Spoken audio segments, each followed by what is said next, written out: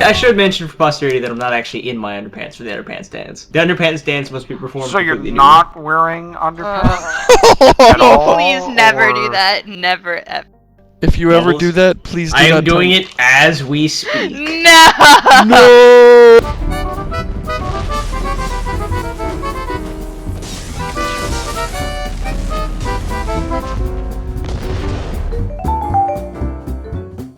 RT Bones asks, where does the name Mumbles come from? About 2 years ago, my old, I guess, gamer tag was Peachy Keen, and it sucked. So I asked my brother what I should change it to, and the Scout update for TF2 had just come out, and the Scout says, "Aha, nice move, Mumbles," when he dominates a pyro, and so my brother goes, "You should change your name to Mumbles," and that's what it is. Cause I mumble when I'm tired, but I don't really mumble, I guess. And you know what? I want to throw a question in right in the middle of this because I think other people have asked this, but where did I know the answer here, but where did the name Rutskarn come from? Okay, that was actually the name of the Amnesia episode. That got cut though. Rutskarn was the name of an undead rogue that I created when I first played World of Warcraft like a couple years ago, and I sold mechanical squirrels and it was like a whole big thing. That was like an online. That was my like first online persona basically. So when I started my site, mostly because I realized that I could make all these jokes and stuff without having to pay $15 a month, I just used the name Rutskarn because it was lying around. Previous to that, I've used a couple aliases, most prolific of which is Lord de Generic, which I used. I was actually one of the first people like on the regular webcomic wiki, which I think is still going, and also just TV tropes. That's really it though. Rutskarn is my consistent internet alias. And it was Google unique, wasn't it? I mean, this isn't like this was definitely. just you. So that's a good choice for a name. It's catchy, it was fresh. It's easy to remember, and it's totally unique. Yeah, it was fresh off the DM random fantasy name generator. Let's see, he's a zombie, so something that sounds like rot is rut, and scarn, that's guttural, Rutskarn. And then I sort of ended up pronouncing it Rutskarn. It's fun to say. I mean, I like calling you Ruts because it's easy, but Rutskarn is a fun word to say. Yeah. That's one thing I go for my D&D campaigns too, is having NPCs with names that are fun to say, because then they remember them. Yeah. Next question is from Kale, who asks, do you have a list of possible games to play, or do you all try to think of something when the end is looming on the current game?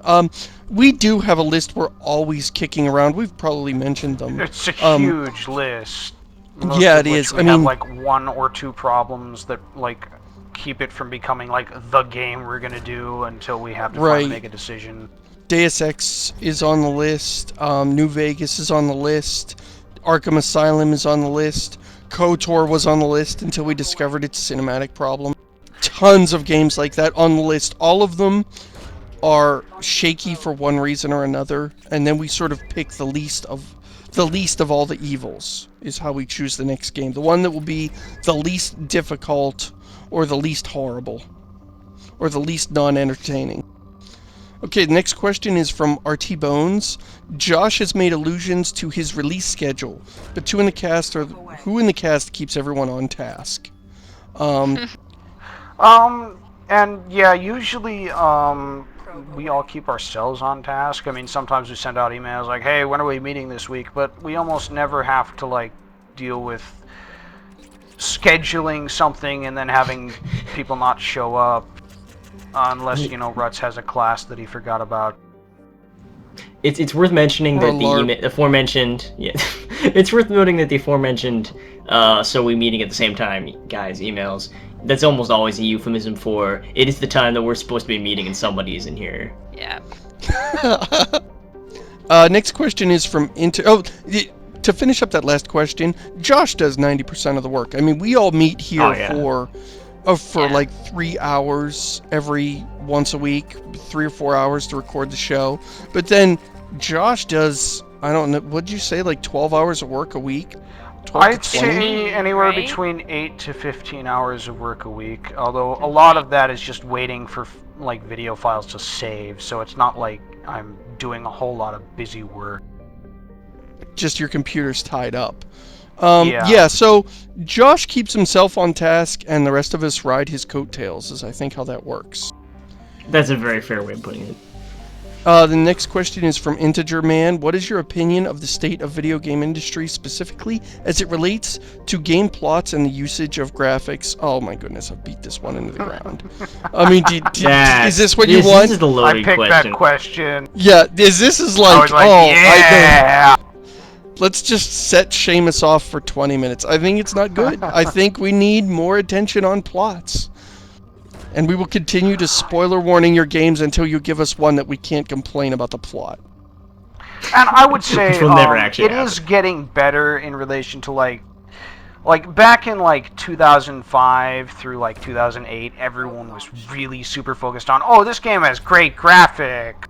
And like gameplay and writing seem to take a backseat to that often. But I think it's getting better now. I mean, we've been in this console generation for like what, 5 or 6 years now, and nobody's talking about making a new console. I think we've kind of hit that level where we're happy with the visual quality we can put out, and now we can focus on other stuff like 3D and motion controls. But I'm hoping those are fads that will go away eventually.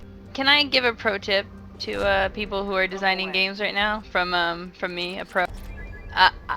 Just keep it fucking simple. Not just in like graphics and stuff. I think the plot should be simple. It should be pretty concise what's going on, and make the things that should be complex are the characters. Like, don't try and like weave some sort of fucking epic tale that has a bunch of convoluted shit happening. Just make it really clean, five-sided and then war. have it really super clean, and then have really interesting characters. I think that's good writing for a video game. Mumbles is giving you wisdom. You should all listen to her. That's why BioWare gets away with it for so long. That's exactly what they've done up until Mass Effect 2, where I think they dropped the ball on the plot. But a lot of their games are fairly simple plots with interesting people to meet as you go through them. And if you're not a genius writer, that's exactly where you should go. Yeah. You should not have this giant backstory for your universe, 10 pages of like extra planar wars and kings and revolutions that people need to understand before they can roll up their elfin rogue. And to make a distinction here, because I know at least someone who's listening to this is thinking this right now, simple does not mean dumb. Just because your game plot is concise and focused doesn't mean that it's a bad plot, or that it's like, oh, for people who can't understand complex things. No, I'm not saying that. I'm not saying you should dumb it down at all. I think like Fallout New Vegas has a really fucking simple overarching plot where your character's a blank slate. There's fight over land, and you have to pick a faction, or you can choose not to pick a faction. That's super clean. And the thing that makes the game interesting are the characters and the situations the characters put you in. And that's not simple or dumb, but it's really clean. And wherein, and then of course experience points. And wait, yeah, extra credits. Sorry, not experience points. Extra credits goes off on it because it doesn't have a 3-act structure. All right, next question from Drexer. Seamus, Joss, Ruts, and Mumbles. Considering the predominant tone of spoiler warning, nitpicky, have you ever considered this whole one out loud? Have you ever considered no doing a tone shift of an episode or two, and basically not being so ranty and nitpicky and doing more literary style review? We've never talked about it. This is what comes naturally to us. I'm not reading the whole thing. Do you feel like such an endeavor is too far out of your comfort zone for a Let's Play, or has there been another reason to not do such a thing? I think this is just what comes naturally to us. We could try and do something else. It might feel a little forced. It might feel like, oh, we need to like not be so negative, so I'm not going to say what I think about this thing. We could try it. I don't know that it would come naturally or that it would be better. And I think Yeah, I maybe mean- somebody else, like going back to extra credits, that's something that would come very naturally to their style of looking at games. And if somebody else wanted to take up that torch, you know, you could do. There's an opening for you to do that literary style review of video games, but it doesn't occur to me to try it. You know what did that really well? That guy, I don't remember his name offhand, who did those reviews of Half-Life 2 that you posted, where he would go through the games. But here's the thing. Here's the important thing. He wouldn't play the whole game. He wouldn't even really be playing the game. He'd just be showing clips from the game while he talked about it. He was just reading his thesis or whatever. Yeah, the footage was just over an essay that he'd written. Yeah. And by the way, that guy, I can't link it in these episode notes. That guy took down his YouTube channel. Those videos are gone forever, as far as I can tell. Really? Which is a shame. Yeah. I just revisited a while ago, and they are gone. But it was a long, like, I forget, it was like 15-part review of Half-Life 2, and it was excellent stuff. But it was more an essay with just game footage as a visual aid. Not our style. I wouldn't be against it if the others suddenly said I want to do this, but we occasionally start to get into that, but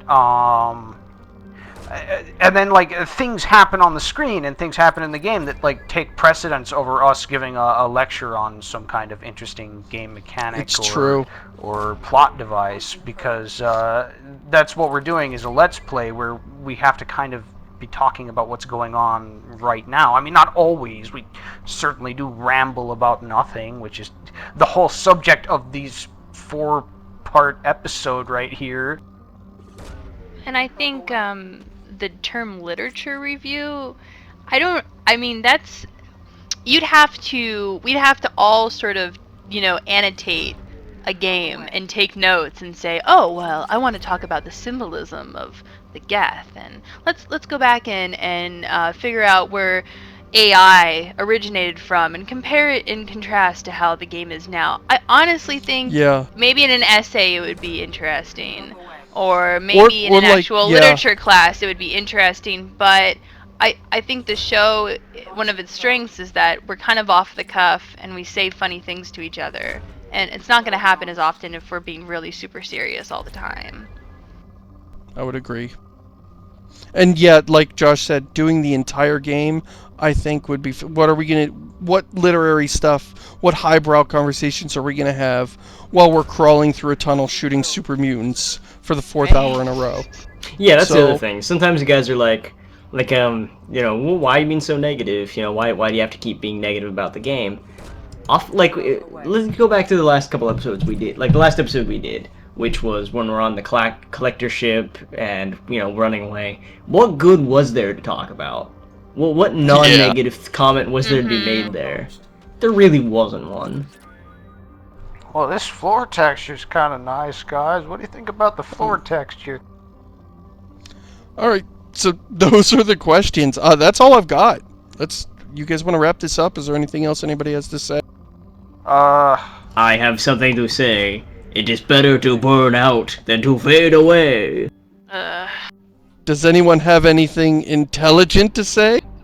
So probing sucks. It is a bad mini-game. I don't know why anyone thought that this was a good idea. I find it strangely hypnotic now. I can't see why you do. In the episodes, all three of us, Ruts, me, and Seamus will be talking about something, and then we'll be in the middle of the conversation, and then Josh will start talking about the video game. And the whole probing thing, actually discussing probing, made me think about that. Like, we'll be talking about something completely different, all of a sudden Josh will be like, man, charging into this guy is really different. Oh no, I killed him. I killed this guy. And we're like, oh, that's right, we're watching someone play a video game. Yep. Sometimes I forget you guys exist, honestly. God, you're such an asshole. We're actually figments of your imagination. Somebody saying something? Hold on a minute. I don't get it. What's funny? Uranus, I don't get it. Listen to... What's the joke? Oh, because it's planet!